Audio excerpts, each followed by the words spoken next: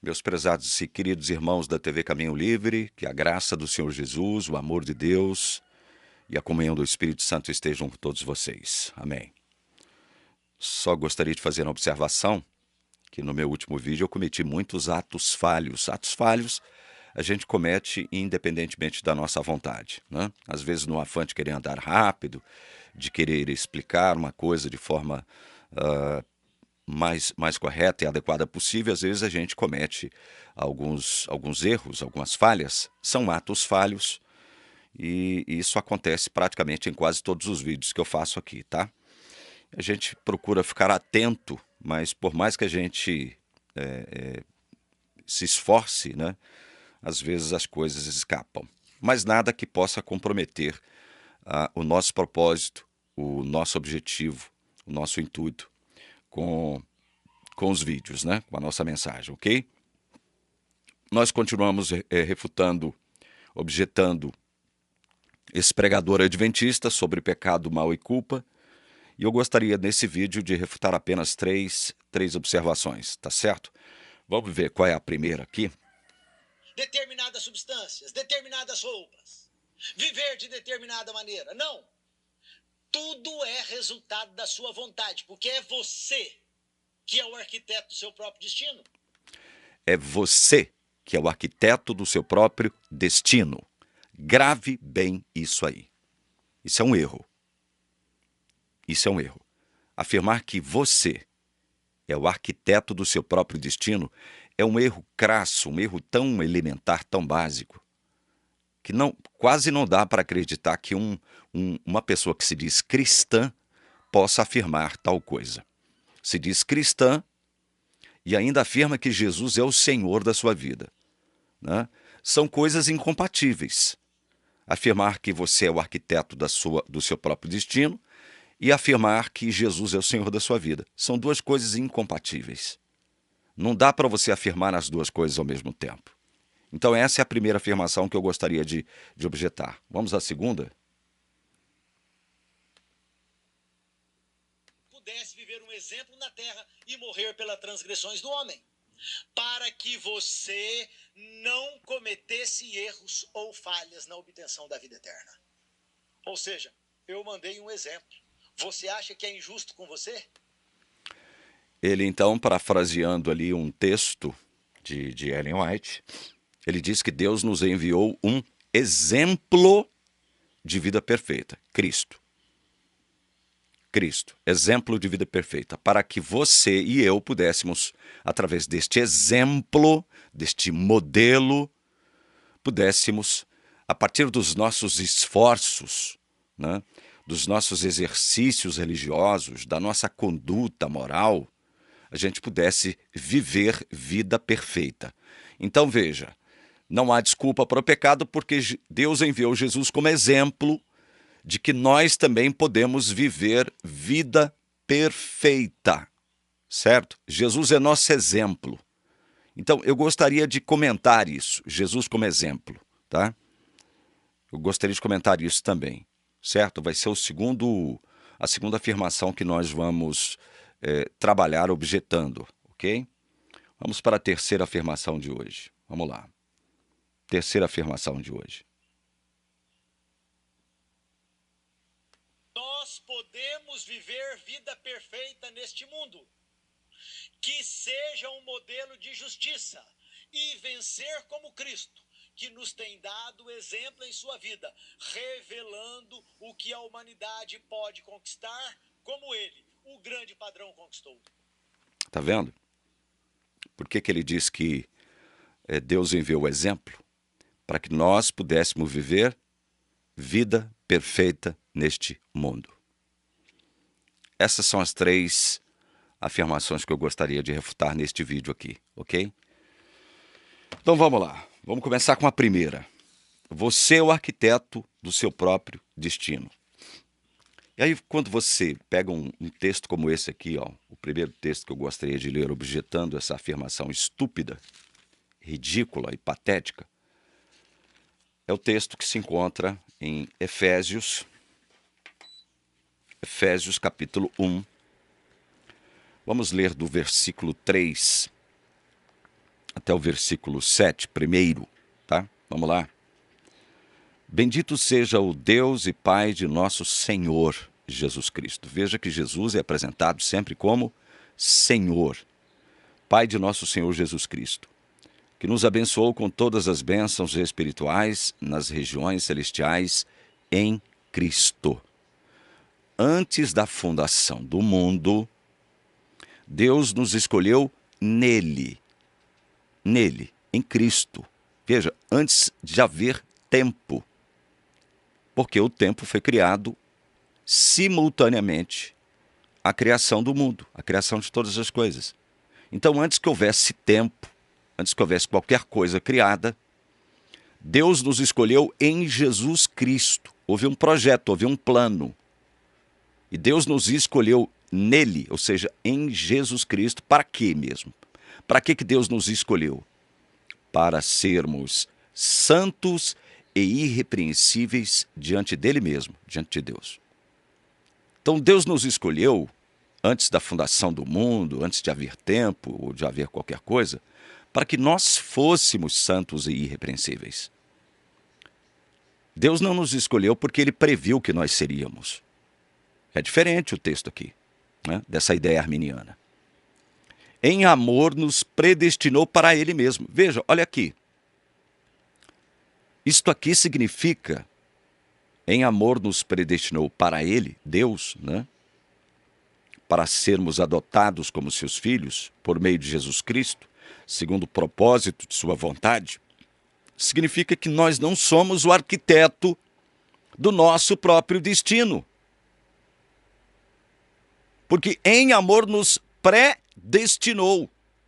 Houve alguém, houve um ser que nos predestinou para ele mesmo, para sermos adotados como seus filhos, por meio de Jesus Cristo. Houve um plano, houve um projeto que Deus resolveu chamar de evangelho, evangelho eterno, pois foi concebido na eternidade pretérita. E nos predestinou em amor. Foi por causa do seu amor que ele nos predestinou para sermos adotados como seus filhos. Vocês estão entendendo como essa afirmação desse pregador aqui não pode ser, ela não pode ser conectada, ela não pode ser ligada, associada a esse texto aqui que eu estou lendo? E há outros muitos textos, eu estou lendo apenas alguns. Você é o arquiteto do seu próprio destino. Como isto é contraditório em relação àquilo que a Bíblia diz acerca do nosso destino. Em amor nos predestinou. Então quem é o arquiteto do nosso destino? Segundo a Bíblia. Porque nos predestinou. O próprio Deus é o arquiteto do nosso destino. Para louvor da glória de sua graça, que ele nos concedeu gratuitamente no amado. Graça gratuita. Para louvor de sua glória. Glória da sua graça. Deus nos salva, Deus nos escolhe, nos predestina, nos concede sua graça gratuita para louvor da glória de sua graça. Ou seja, ele nos salva por causa do seu próprio nome. Ele é fiel à aliança, ele é fiel à aliança que ele firmou com o seu povo, com a sua gente, com a sua igreja, porque ele ama o seu próprio nome. É por causa do seu próprio nome que ele faz isso. Deus não faz nada do que ele faz tendo em vista o quê? A glória do homem. A glória dos anjos. Deus é Deus. Deus não precisa, ele não precisa vindicar sua justiça diante de ninguém. Ele é Deus, é soberano. Não há nenhuma autoridade acima dele, ou igual a que ele possui. Deus Pai, Filho e Espírito Santo agem simultaneamente com o mesmo propósito, possuem a mesma essência. Pai, Filho e Espírito Santo. Nele, em Jesus, temos a redenção pelo seu sangue, a remissão dos pecados segundo a riqueza da sua graça. Fomos ou não fomos predestinados em Jesus? Então, como é que eu posso afirmar diante de tal texto que eu sou o arquiteto do meu próprio destino, hein? Como é que eu posso afirmar isso? Que eu sou o arquiteto do meu próprio destino. Atos 2:36. Atos capítulo 2:36.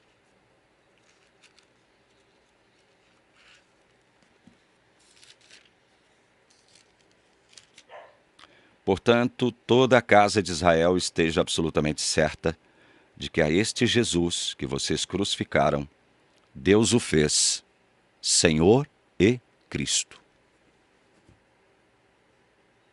Então, pera lá. Se eu sou o arquiteto do meu próprio destino, arquiteto é uma palavra que ele utiliza para dizer que sou eu que projeto. Sou eu que projeto a minha própria vida. Sou eu que planejo, projeto a minha própria vida, o meu próprio destino. Se sou eu que projeto o meu próprio destino, onde é que fica o Senhor Jesus na minha vida? Afinal de contas, Ele é Senhor? Ele é meu Senhor ou não? Porque Deus o fez Senhor e Cristo, diz o texto bíblico. Vocês estão procurando entender a incompatibilidade de se dizer você é o arquiteto do seu próprio destino, com a verdade de que Deus, Pai, Filho e Espírito Santo, é o Senhor do seu próprio destino? Vocês estão percebendo a incompatibilidade das duas coisas? Não se pode afirmar as duas coisas, irmãos. Uma delas está certa, e nós sabemos qual é a que está certa. Não é a desse pregador, coitado. Ele é fraquinho. Afirma coisas antibíblicas.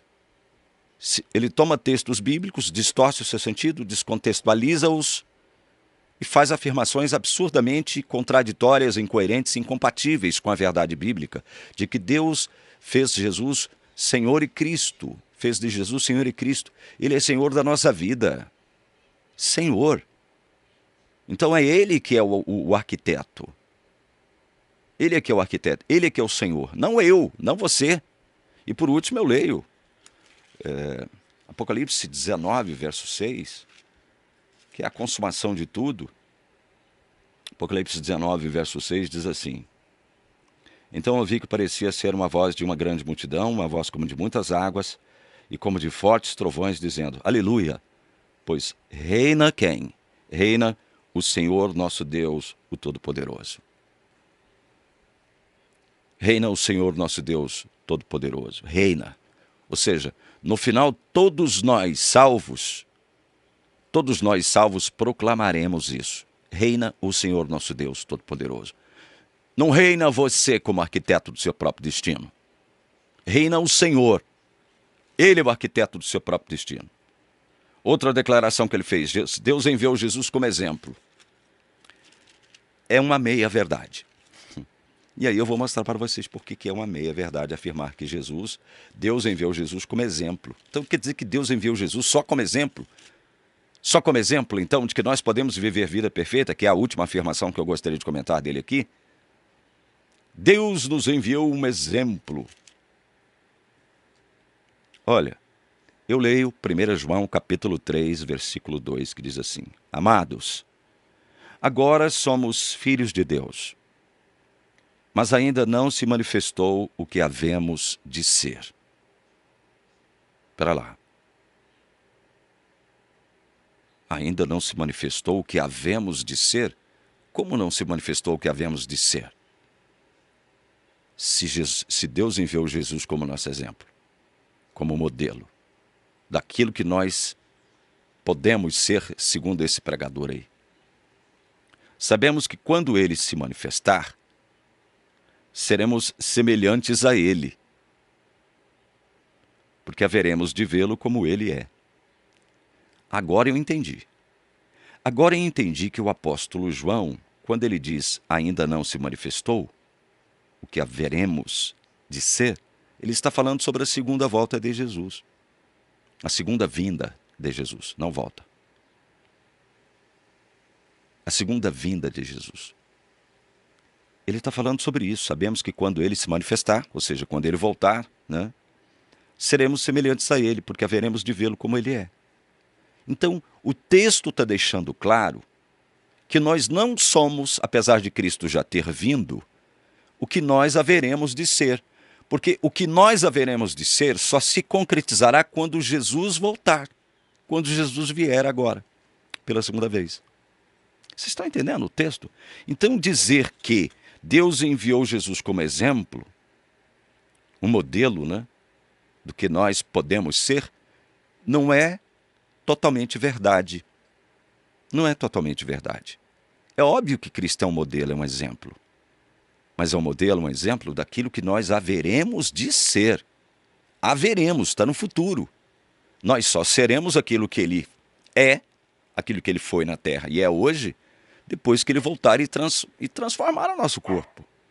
É isso. O texto é muito claro.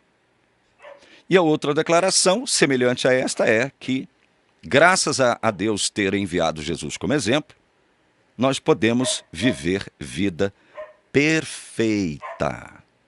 Podemos viver vida perfeita. Olha só como é interessante isso. Vamos abrir em São Mateus, capítulo 19. Mateus, capítulo 19. Então quer dizer que nós podemos viver vida perfeita. Vamos ver Jesus. Vamos ver o que Jesus diz aqui acerca de vida perfeita. Afinal, ele não é o nosso exemplo? Hã? Ele não é o nosso exemplo? Jesus não é o nosso exemplo? Também nosso exemplo, mas não é apenas nosso exemplo. Ele é, antes de qualquer coisa, nosso Salvador. E depois de Salvador, ele se tornou o quê? Senhor. Ele se tornou Senhor. Mas vamos ver. Mateus 19, 21 primeiro. 21. Jesus respondeu: se você quer ser perfeito... Ops, para aqui.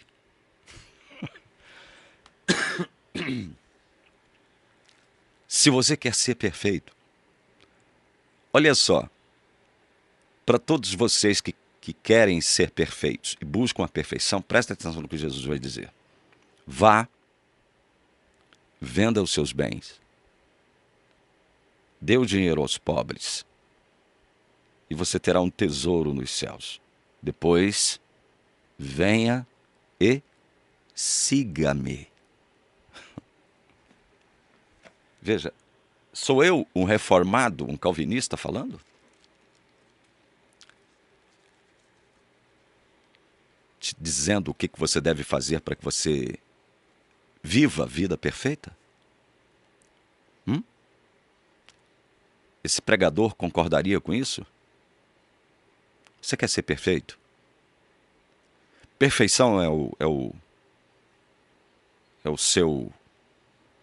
foco da sua vida? Não estou dizendo que querer, desejar, né, ser perfeito seja ruim. Claro que não. Claro que não.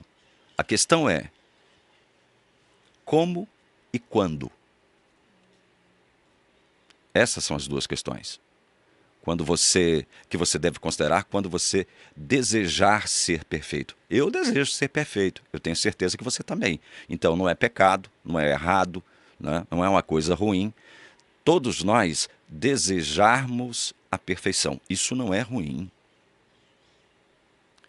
O problema é aquilo que eu acabei de citar agora. Como ser perfeito e quando? Essas são as duas questões a serem analisadas, a serem respondidas, quando você começar a tratar desse assunto. Quando você começar a considerar esse assunto, ser perfeito. O que eu devo ser? O que eu devo fazer para ser perfeito? Jesus está dizendo aqui, meu irmão. Jesus está dizendo aqui, a palavra dele que está dizendo. Você vai discordar? Vá, venda os seus bens, dê o dinheiro aos pobres e você terá um tesouro nos céus. Depois vem e siga-me. Então você tem que vender tudo que você tem. Depois de vender tudo, você não vai aplicar na poupança, não vai aplicar na bolsa, né? Você não vai comprar ouro. Depois de vender tudo, você tem que dar tudo para os pobres. Tem que dividir com os pobres. Depois, venha e siga-me. Só assim você terá um tesouro nos céus, só assim você será considerado perfeito. Veja, o que Jesus está tentando colocar aqui, respondendo aqueles dois questionamentos, como e quando. É dessa forma que você, humanamente falando, em outras palavras, o que Jesus está tentando mostrar para esse jovem, que essa questão da perfeição pertence a Deus. Porque como eu li o texto passado, de 1 João 3,2, nós só haveremos de ser aquilo que Deus planejou para nós sermos quando Jesus vier agora pela segunda vez. Não antes. Então não há como, né, você ser perfeito por você mesmo. Não há como. Em outras palavras, é isso que Jesus está propondo, não só para aquele jovem rico, mas para nós que estamos lendo este relato 2000 anos depois. E olha o que Jesus diz aí mesmo no capítulo 19, como desfecho dessa conversa entre ele e o jovem rico, que depois de ouvir essa proposta de Jesus aqui, vai embora tristonho, triste da vida, pensando que poderia conseguir a perfeição através do quê? Da sua própria religiosidade. E Jesus então dá um banho de água fria nesse jovem. E como que despede-o tristonhamente. Você quer ser perfeito, meu filho? Então faça uma coisa. Vai, vende tudo que você tem, dá aos pobres, depois vem e siga-me. Jesus dá 4 mandamentos para ele. 4 ordens para ele, que ele não consegue cumprir. Nenhuma, para ser perfeito. Versículos 25 e 26. Olha o desembocar dessa conversa. Ouvindo isto, os discípulos ficaram muito admirados e perguntaram: sendo assim, quem pode ser salvo? Eles fazem essa pergunta porque Jesus diz isso aqui, ó, em verdade lhes digo que um rico dificilmente entrará no reino dos céus. É por isso que os discípulos fazem essa pergunta aqui, olha, sendo assim, quem pode ser salvo, Senhor? Quem pode ser salvo? Essa é a pergunta de $1 milhão. Quem pode ser salvo? Olha, essa pergunta tem a ver com poder humano. Poder humano. Quem pode ser salvo? Quem? Quem pode? Verso 26. Jesus, olhando para eles, disse: para os seres humanos, isto é impossível. Se Deus enviou Jesus apenas e tão somente como nesse exemplo, por que Jesus está dizendo aqui que salvação, diante da pergunta quem pode ser salvo, para os seres humanos isso é impossível? Por quê? Hein? Por quê? Você vai duvidar de Jesus? Porque o que esse pregador diz aqui, o que ele argumenta, com base em alguns textos bíblicos que ele distorce o sentido e faz algumas aplicações errôneas. Lembram-se, se você assistir esse sermão aqui, ele vai citar o caso da mulher adúltera que é pega em flagrante adultério. E Jesus, confrontando aquela turba que queria apedrejá-la por conta do seu pecado, Jesus profere aquela célebre expressão: quem não tiver pecado, seja este o primeiro a atirar pedra nela. Quem não tiver pecado, seja o primeiro a atirar pedra nela. E diante disso, todos vão embora, fica Jesus e aquela mulher. E Jesus faz aquela pergunta para ela: quem te condena? Quem te condenou? Ninguém, Senhor. Eu também não te condeno.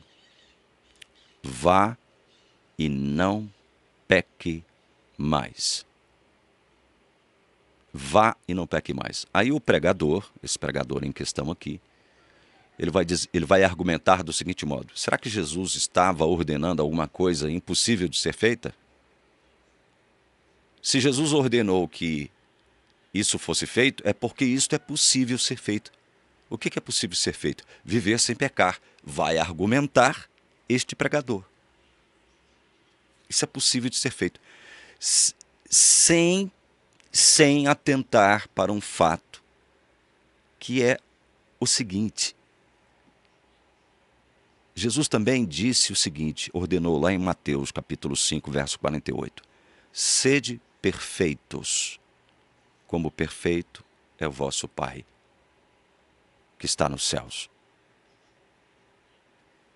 E essa ordem? E essa ordem de Jesus também, ela é passível de ser cumprida? Eu perguntaria para este pregador. Vai, não peque mais. O que Jesus quis dizer com isso? Primeiro, Deus odeia o pecado. A Bíblia é clara em dizer isso. Deus não pode se envolver com pecado. Deus não pode. Deus odeia o pecado. Segundo, este é o projeto final de Deus para nós. Nós ainda não somos, disse João, em 1 João 3,2, o que nós haveremos de ser, porque ele não se manifestou. De novo, Jesus veio, viveu vida perfeita, santa, foi para Deus, mas ele ainda não se manifestou. Quando ele se manifestar, nós haveremos de ser aquilo que ele projetou, planejou para nós. Somente quando ele voltar e transformar no nosso corpo. Aí sim nós seremos perfeitos de fato. De fato. Porque há uma questão aqui que eu gostaria de encerrar este vídeo mostrando para este pregador, que é o que Paulo afirma em Colossenses, capítulo 2, versículo 10. Eu quero ler esse texto na Revista e Atualizada, segunda edição. Colossenses, capítulo 2, versículo 10. Presta atenção nisso aqui. E tem outro texto depois desse que eu quero ler para encerrar mesmo, de verdade. Olha aqui. Colossenses 2,10 diz assim: também nele estáis aperfeiçoados. Nele quem? Se você ler o contexto anterior, você vai ver que Paulo está falando sobre Jesus Cristo. Também nele estáis aperfeiçoados. Então veja, há uma tensão entre o já e o ainda não. Já somos perfeitos diante de Deus, por quê? Fomos justificados por conta da justiça de Jesus. É nele que nós já somos perfeitos. Não de fato, porque ainda habitamos neste corpo mortal, carnal, e que só quer pecar, no qual não habita bem nenhum. Não há como sermos perfeitos habitando neste corpo, no qual não habita bem nenhum. É o próprio Paulo que fala isso. Então, nele já somos perfeitos. Fomos declarados justos diante de Deus. Não por nossa causa, mas por causa do que Jesus fez. Vocês estão entendendo? A maravilha disso. Estão entendendo? Como este pregador se utiliza mal da palavra de Deus para falar sobre aquilo que ele nunca entendeu, coitado dele. Nunca entendeu o que é evangelho. Nunca entendeu as implicações de se crer nesse evangelho maravilhoso. E o último texto que eu gostaria de ler, refutando este pobre pregador adventista. Pobre não é no sentido material, vocês sabem. É no sentido de conhecimento de evangelho. Olha aqui. Hebreus capítulo 10, verso 14.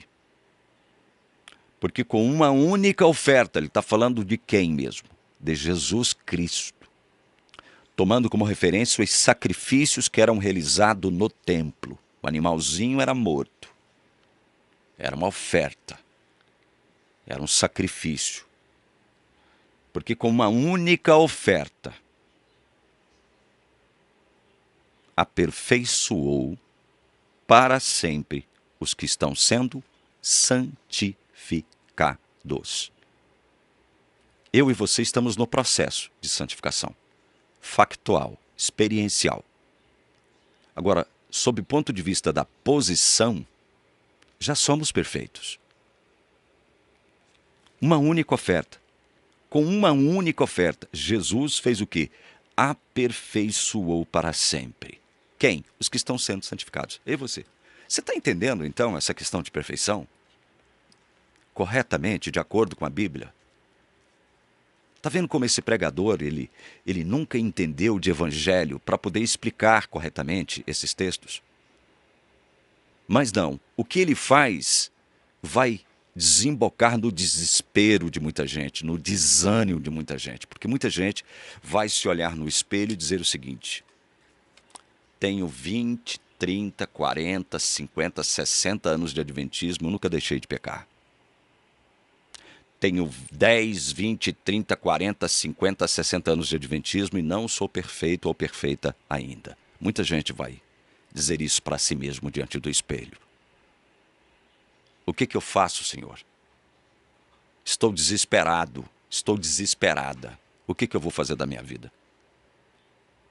Ou eu vou, assim como eu, esse que vos fala, pensava, não, Deus vai utilizar uma espécie de poder mágico, tipo uma varinha de condão. Vai tocar na minha cabeça, plim! E o desejo, a vontade de pecar, os pecados sumirão da minha vida. É isso que vai acontecer? Porque do ponto de vista humano, eu concordava com Jesus. Quem pode ser salvo? Para os seres humanos, isto é impossível. É possível viver vida perfeita nesta terra? Em Cristo, sim, porque nós já somos perfeitos nele. Ou você não acredita na palavra de Deus, cara pálida? Ou você quer colocar em xeque a palavra de Deus que está dizendo que em Cristo nós já somos perfeitos? Em termos de posição, já somos perfeitos. Mas em termos experienciais, factuais, nós ainda não somos. Estamos sendo santificados. Estamos num processo de santificação. Espero que você tenha entendido isso. Espero que você tenha entendido isso. Que Deus possa te abençoar. Em nome do Senhor Jesus Cristo. Amém.